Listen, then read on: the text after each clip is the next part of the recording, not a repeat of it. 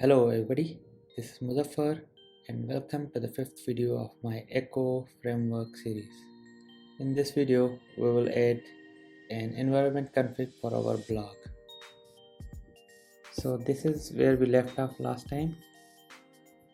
We don't have any configuration files yet, and you can also find the code up to this progress in my Github repository. It was added in my previous video. I will also add it in the new video. So if you go to Echo blog, you will see part 2, and yeah, this is where we left off from last video. And I have added all the commands here as well.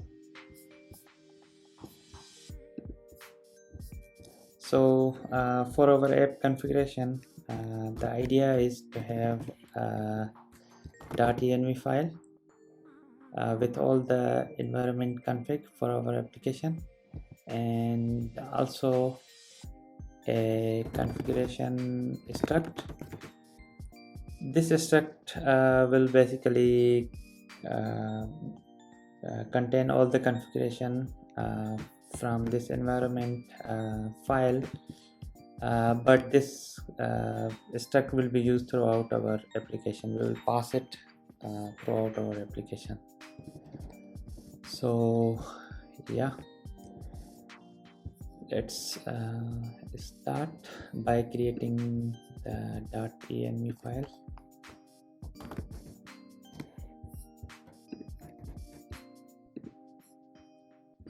And in here I already have created the environment variables, so I will add them here. So just to recap here, I have app name which I kept as Echo blog, and this is the host IP and this is the port. These two will be used by our main file here, just to not hardcode them. And the environment and log level, we will also use them. And this is our database configuration. Remember from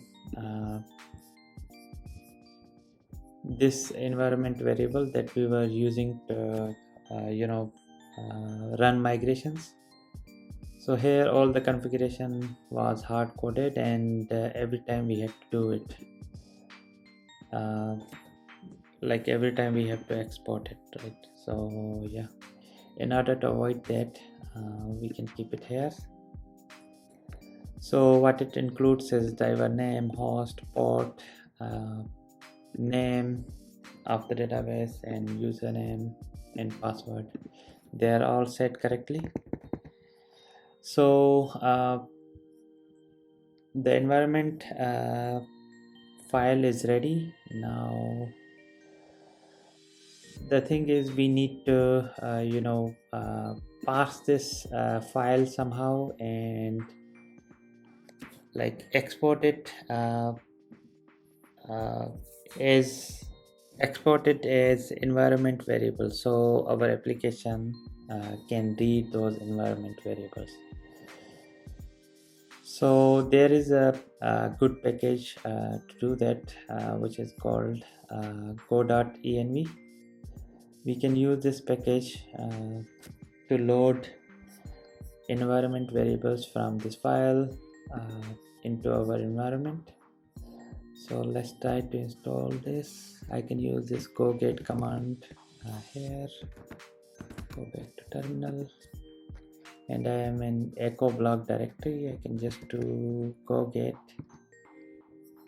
and now if I go to go mod, I can see it is added here. Now let's go back to the main file and parse those environments in this file using this package. So let me copy this package and import it here. Now let's use it. So the name of the package is go.env, and we can just use its load method. And what this is going to do is it will basically load environment variables from .env file. And if the name of the file is different, we can pass it here like .env.local or something. But for me it is .env, so it already loads that file by default, right? So I don't have to manually specify that. So yeah, with this it already loads that file. Let's manage our error conditions. So error not equals to nil. Then we basically, if we are not able to pass the configuration, then we basically have to exit it. So we can do log.fatal here, and with this we can just log the error. And while we are here, let's put this error the condition itself. So this way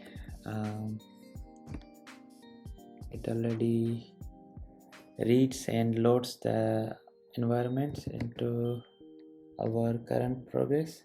Let's add the command here, read.env file, and export variables from it for this process. Alright, this should have done the trick. Let's go run go body, and now if we run main command again, we should not get any error. Yep, no errors. Let's exit out of this and go back. Now that we have all the environments here and they are now loaded into the environments, let's create a configuration package to host our config struct. That struct will have all the environment variables from here.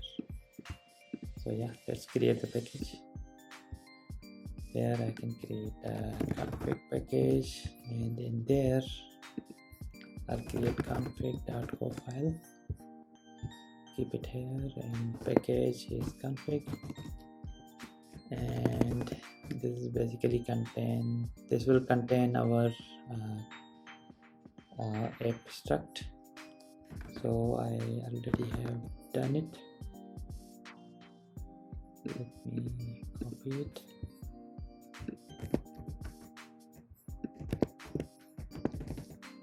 So you see all the environments from here are just available in this file, in this struct, and I'm calling this struct as env config. And one thing to notice is we are using env config tags, and this is basically a separate package. And what this does is it will help us in reading the environment variables and loading them into our env config struct. And it helps in validating the variables as well, so we can pass required or optional tags here. Otherwise, if we just follow like we are doing right now, we have to manually validate each environment variable, which will be inefficient. So let's use this package instead. So let's go back and show you. This is the package I'm going to use for that environment struct. And let's copy the installation command. Doesn't seems to be here. Let's copy this package name from here and do a get command here. And if we go back to command, we can see it is here. So let's go back to our main file and also import this here. And here what we can do is we need to populate that env config struct. So let's do that. So here I am creating a variable called cfg, and this is a type of config.env config, and you see if I command click on this, it is coming from here. And now let's try to load the environment variables. Let me copy the package name again. I think I lost it. Let's do that.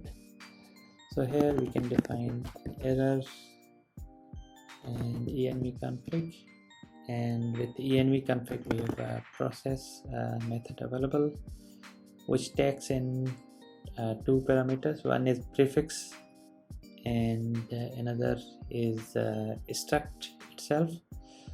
The prefix it is taking in is for the environment variables. I am not using any prefix. Like I could have used echo blog underscore, but I'm not using any prefix, so I won't be providing it. So I'll leave it as empty, and I'll pass the cfg here so it can populate this cfg variable with the environment variables, right? So that should be it. Now let's manage the error condition. Nil. Then similar to this one, we'll just log.fatal here, and similar to the other one, say the error condition here inside the if condition. Okay, so now let's update the comment as well. So populate cfg variable with exported environment variables, right? So I think this is all good. So just to recap what we have done, we are reading environment variables from our .env file here and basically loading them into our environment. And then here we are reading those environment variables from the environment and populating the cfg variable with those environment variables, right? So let's go and test our app again.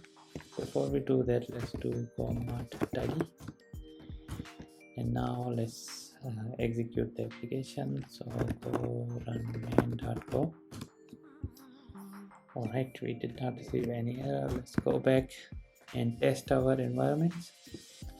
So yeah, let's try to print our app name. So I can do and here from cfg I can take app name. Let's do maybe few more. We can also take db name and host, just randomly. So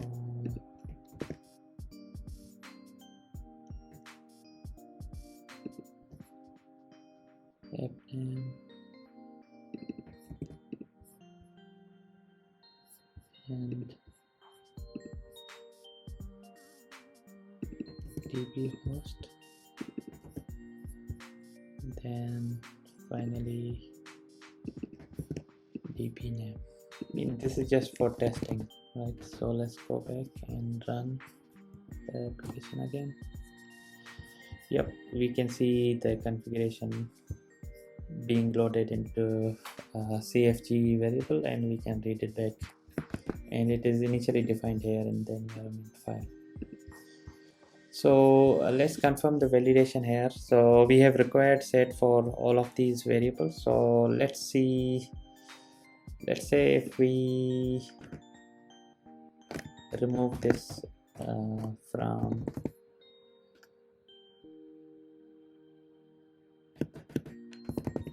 let's remove it from here.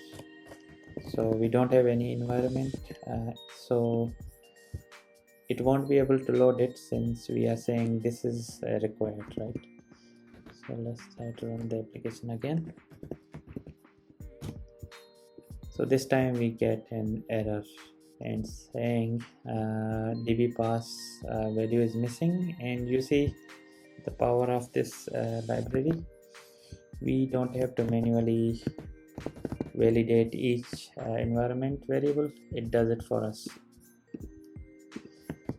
So yeah, all seems to be good here. Let's remove this.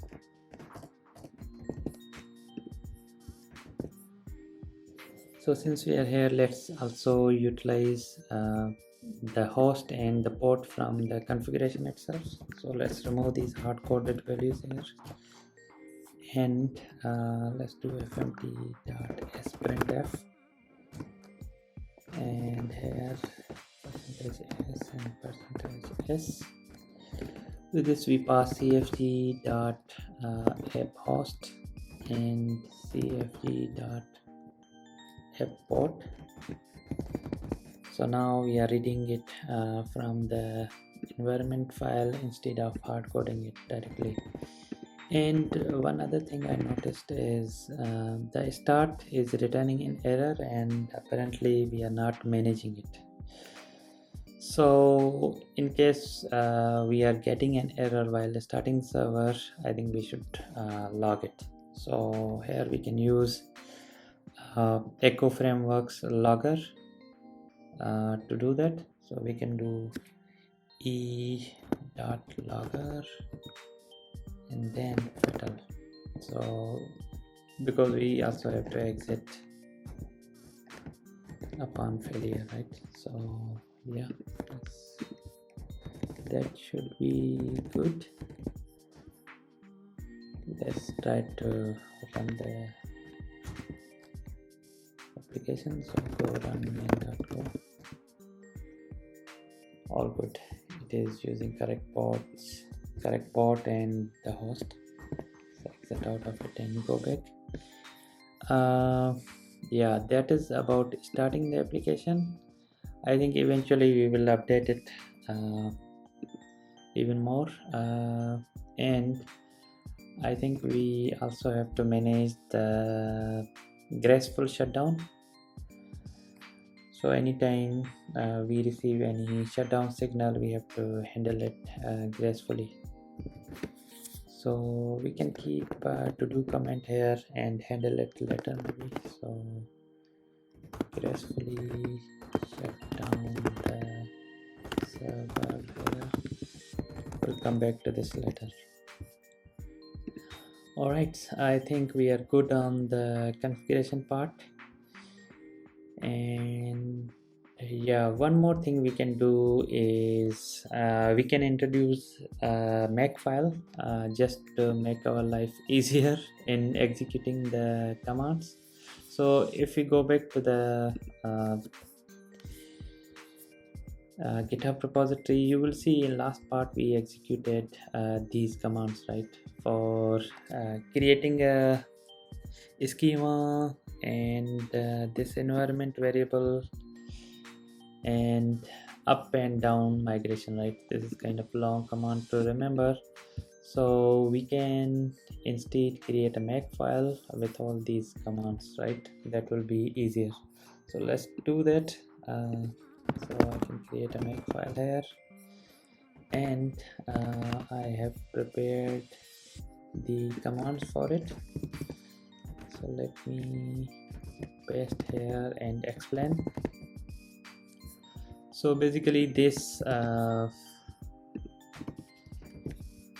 this export, this variable we were exporting earlier, it had Postgres and this whole the URL.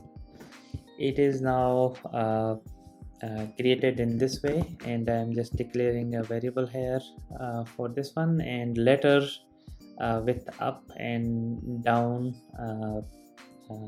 commands I'm using it here. So yeah, and and everything here which is with these brackets, these curly brackets, it is coming from this environment variable, environment file. And you might have noticed the include.env. So this will basically include all the environments here from this .env file into the Makefile, and we can access them using this format, right? So $, then curly bracket, you can access the variable from that file. And a little difference here, we are using this bracket and $, here, it is just to access the local variables here inside the Makefile. So yeah, this is just a binary for Go, and this is migrate binary. I'm just creating an alias here, and this is Postgres URL variable, and this is the location to my migrations directory. And because I'm using it multiple times here, that is why keeping it as a variable, then passing it along.